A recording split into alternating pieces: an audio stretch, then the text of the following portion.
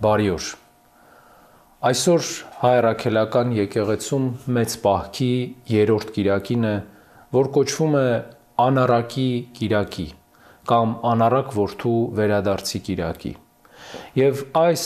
առակը բազում մեկնություններ ունի եւ մեկնվում է արդեն առավել քան 2000 տարի։ Սիրելիներ, այսօր ես ուզում եմ, որպեսզի մենք մտածենք ոչ թե բուն աստվածաբանական, վարդապետական խորքի մասին այս առակի, այլ մի պարզ կենցաղային իրողության։ Ինչպես ենք մենք վերաբերվում մեղավոր մարդկանց։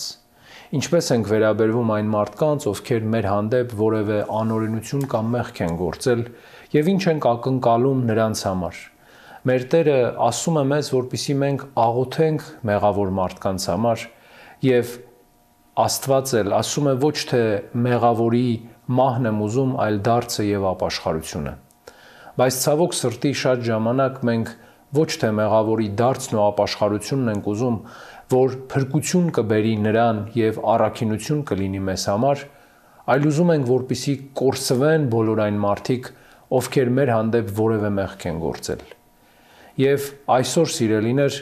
մենք բոլորս մեզ պիտի դնենք ոչ միայն կրտսեր որդու տեղ, ով մեղավոր եւ զղջած վիճակով գալիս է հոր մոտ, այլ նաև մեզ դիտարկենք որպես ավագ որդի,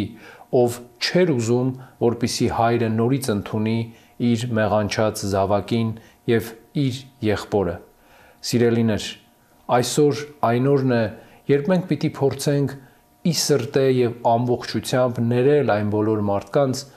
ովքեր մեր հանդեպ մեղք են գործել, բայց ներումը միակողմանի լինել չի կարող։ Չի կարելի ներել այն մարդուն, ով չի զղջում իր մեղքի համար։ Միևնույն ժամանակ մարդու մեղավորությունը որոշելու համար չի կարելի դիտարկել խնդիրը միայն եւ միայն սեփական տեսանկյունից եւ սեփական հայացքով, այլ պետք է հասկանալ դիմացի մարդուն եւ փորձել ըստ Տիրոջ խոսքի եւ ճշմարտության դիտարկել հարցը,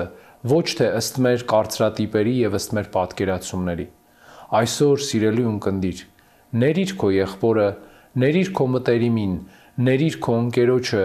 ներիր այն մարդուն, ով փափագում է քո ներումը, եւ ապրիր մեր Տեր Հիսուս Քրիստոսի ուրախության մեջ։